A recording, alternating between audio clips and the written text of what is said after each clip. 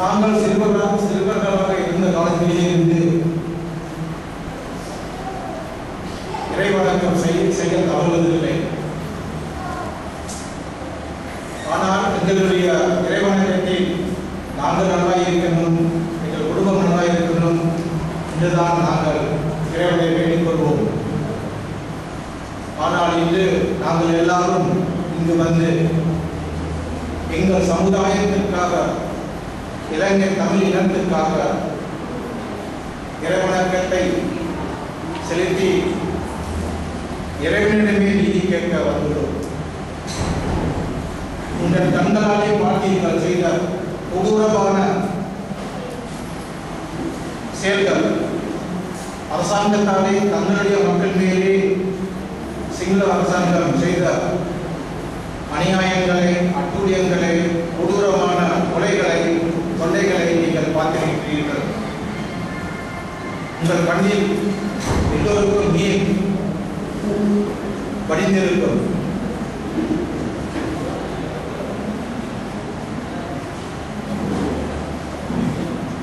தங்கள் நாட்டிலேயே நமக்கு தங்களுடைய சமயம், மொழி, கலாச்சாரத்தை தங்கள் அரசாங்கமே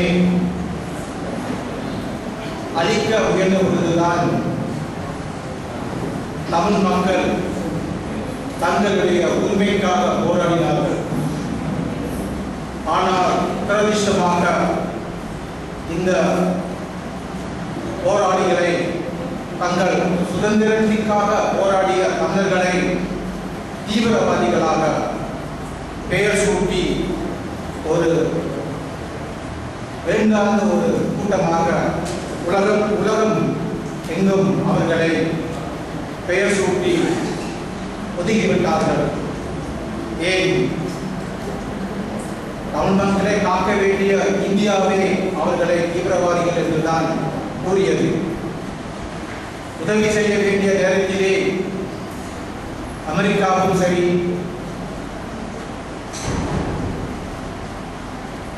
இங்கிலாந்தும் சரி, ஆஸ்திரேலியாவும் சரி, உலகில் இருக்கும் எல்லா வெள்ளைய நாடுகளும், ஏனென்றால் அவர்களுக்கு தமிழர்களை பற்றி தெரியவில்லை போல தெரிகிறது, அவர்களை தீவிரவாதிகளாக ஆக்கிவிட்டார்கள். இந்த தீவிரவாதி என்ற பெயர் சூட்டப்பட்டதால் தான் உலகமே தமிழ் மக்களை ஒதுக்கிவிட்டது. நாங்கள் எல்லோரும் தீவிரவாதிகளாக பிறக்கிறதில்லை. தீவிரவாதம் எங்களுடைய ரத்தத்தில் ஒரு காட்டத்திலே வருகிறது. எல்லோருக்கும் ஓரளவாவது இருக்கின்றது. நாங்கள் சுவாமிஜியே ஒரு தீவிரவாதி, அவர் சமய தீவிரவாதி. தமிழ் மக்கள் தமிழ் மேல் வைக்கும் பற்று அதுவும் தீவிரவாதி தான். எங்கள் கலாச்சாரத்தில் சிந்தியாவின் நாளில் ஆடினார்கள் என்று அவர் வைக்கிற அவரும் ஒரு தீவிரவாதி. தங்களுடைய கலாச்சாரத்தில் தீவிரவாதியாக ஆக்கிவிட்டார்கள். தமிழ் மக்கள் தங்கள் நாட்டின் மேல் தங்களுடைய மொழி, கலாச்சாரம், சமயத்தின் மேல் வைத்திருக்கும் பற்றை தீவிரவாதிகள் என்று உலகம் கூறியது. அவர்களுக்கு உதவி செய்ய வேண்டிய காலத்திலே நாங்கள் அவர்களை ஒதுக்கிவிட்டோம். இன்று உங்கள் கண்களால் இந்த கொடுமையை பார்த்தீர்கள். நானும் இந்த போர் முடிந்த பின் அடுத்த நாள் பிரபாகரனை இன்று இரவு சுட்டார்கள் என்றால் அடுத்த நாள் நான் இலங்கையில் இருந்தேன். லட்சக்கணக்கான மக்கள் ரீஹபிலிட்டேஷன் கேம்ப்ஸ் என்று கூறி அவர்களை அங்கே அழைத்து வைத்தார்கள். அவர்கள் உண்ண உணவின்றி, உடுக்க உடையின்றி அந்த ஐடிபி கேம்ப்ஸ் என்ற கேம்ப்ஸில் இருந்தார்கள். இன்று 3 வருடங்கள் ஆகின்றன. ஆனால் இன்று அங்கேதான் அவர்கள் பதுக்கி வைக்கப்பட்டிருக்கிறார்கள்.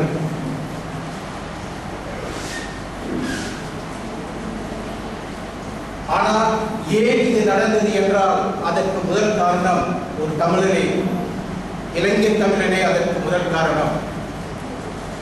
கருணா என்ற கருணாகரன் அவர் பிரிந்து போய் இலங்கை தமிழர்கள் 30 வருஷங்களாக போராடிய போராட்டங்கள் அவர்களுடைய அந்தரங்க விஷயங்கள் எல்லாவற்றையும் அரசாங்கத்துக்கு எடுத்து கூறினார். அதே போல இந்தியாவிலே கருணாநிதி என்ற கருணா அவரும் இலங்கை தமிழர்களுக்கு எதிராக இந்திய அரசாங்கத்தை தூண்டி ஐநா சபையிலே இலங்கை தமிழர்களுக்கு எதிராக வாக்களித்தார்கள். பிரபாகரனுக்கு 7 சனி ஆரம்பித்திருக்கும் போது தெரிகிறது. அந்த காரணத்தால் தான் அவர் உயிரிழந்தார். ஆனால் பல பேர் அவரை ஒரு தீவிரவாதி என்று பெயர் சூட்டி அவரை ஒதுக்குகின்றார்கள். ஆனால் எங்களில் யாராவது காட்டிலே 25 வருஷம் தன் பிள்ளை குட்டிகளை விட்டு வாழ முடியுமா? ஏன் வாழ்ந்தார்? தமிழனுக்காக வாழ்ந்தார், சுயநலத்துக்காக வாழவில்லை. அவர் அந்த நாட்டின் தலைவராக வருவதற்கு வாழவில்லை. தமிழனின் உரிமைக்கு, தமிழனின் சமயத்துக்கு, அவன் கலாச்சாரம் நீடித்து வாழ வேண்டும் என்றபடியால் தான் அவன் தன் உயிரையே சமர்ப்பித்தான். மற்றவர் போல அவன் ஓடவில்லை. அங்கிருந்து சண்டை போட்டு கடைசி வரை தமிழனுக்காகவே சண்டை போட்டு இறந்தார். அவன் ஒரு மாவீரர்.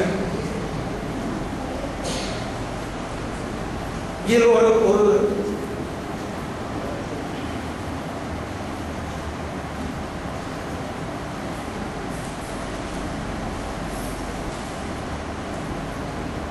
பேசுவதற்கே முடியாது இருக்கின்றது.